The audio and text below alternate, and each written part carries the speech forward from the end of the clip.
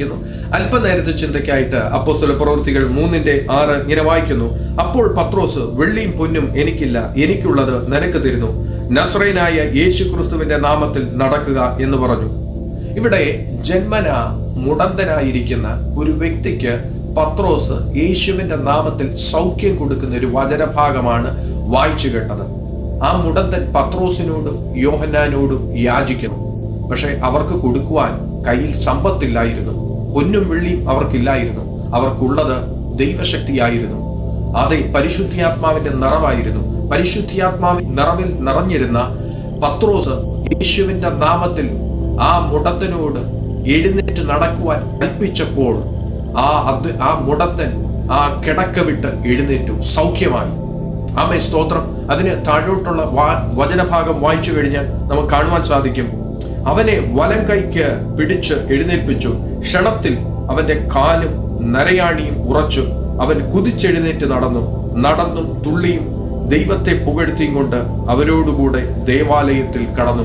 എന്നെ കേൾക്കുന്ന ദൈവഇതലേ, ആ വ്യക്തിക്ക്, ആ മുടന്തന് ഒരു പ്രത്യാശയുമില്ലാതെ ഇരുന്ന് യാചിച്ചുകൊണ്ടിരിക്കുകയാണ് ദേവാലയത്തിൽ.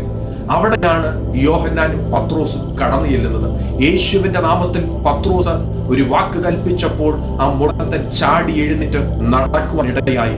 എന്നെ കേൾക്കുന്ന ദൈവഇതലേ, സാധ്യതകളെ നോക്കാതെ, ഇന്ന് പകലിൽ നിങ്ങളുടെ കരത്തിലിരിക്കുന്ന ഡോക്ടേഴ്സ് റിപ്പോർട്ടിലേക്ക് നോക്കാതെ, മെഡിക്കൽ സയൻസിലേക്ക് നോക്കാതെ, കർത്താവിലേക്ക് പ്രത്യാശയോടുകൂടി നോക്കാമെങ്കിൽ നിങ്ങളുടെ ജീവിതത്തിൽ മേൽ കർത്താവ് അത്ഭുതം ചെയ്യുവാൻ പോകുന്നു. നിങ്ങളുടെ വിഷയം എന്തു തന്നെ ആയിരുന്നാലും, എത്ര മാരകമായ രോഗമായിരുന്നാലും, ക്യാൻസർ ആയിരുന്നാലും, അലർജി ആയിരുന്നാലും, ബ്ലഡ് പ്രഷർ ആയിരുന്നാലും, ബ്ലഡ് ഷുഗർ ആയിരുന്നാലും, തൈറോയ്ഡ് ആയിരുന്നാലും, നിങ്ങളുടെ തലമുറകളിൽ ആരെങ്കിലും ഓട്ടിസ്റ്റിക് ആയിട്ടുള്ള കുഞ്ഞുങ്ങളുണ്ടെങ്കിൽ അങ്ങനെയുള്ള കുഞ്ഞുങ്ങളായിരുന്നാലും ആ ഡോക്ടേഴ്സ് റിപ്പോർട്ടിലോ മെഡിക്കൽ സയൻസിലോ ഒന്നും നോക്കണ്ട, ദൈവത്തിൽ പ്രത്യാശ വെച്ച് നോക്കിയാട്ടെ.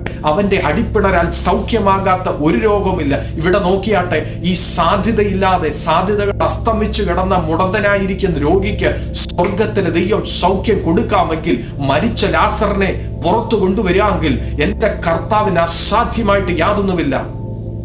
അസാധ്യങ്ങളെ സാധ്യമാക്കുന്ന ഒരു ദൈവത്തെ പറ്റിയത്രേ ഇന്ന് പകലിൽ നിങ്ങളോട് സംസാരിച്ചു കൊണ്ടിരിക്കുന്നത്. ആമേൻ, സ്തോത്രം. യേശുവിന്റെ നാമത്തിൽ സൗഖ്യമില്ലാത്ത ഒരു വിഷയമില്ല. യേശുവിന്റെ നാമത്തിൽ ഇന്ന് പകലിൽ എന്നെ കേട്ടുകൊണ്ടിരിക്കുന്ന വ്യക്തികൾ ആരെങ്കിലും രോഗാവസ്ഥയിലായിരിക്കുന്നെങ്കിൽ കർത്താവ് ഇന്ന് പകലിൽ നിങ്ങൾക്ക് സൗഖ്യം തരുവാൻ പോകുന്നു. ഏത് വിഷയമായിക്കോട്ടെ, നിങ്ങൾ ആ രോഗാവസ്ഥയിൽ നിന്നും ഇന്ന് ഈ പ്രഭാതത്തിൽ മേൽ പുറത്തു വരുവാൻ പോകുന്നു. ആമേൻ, സ്തോത്രം. വിടുതലിന്റെ ദൈവം നിങ്ങളുടെ വലംകരത്തിൽ പിടിച്ചിട്ടുണ്ട്. ആ ആണിപ്പാടുള്ള കരം നിങ്ങളുടെ തലമേൽ ഇന്ന് പ്രഭാതത്തിൽ വെക്കുവാൻ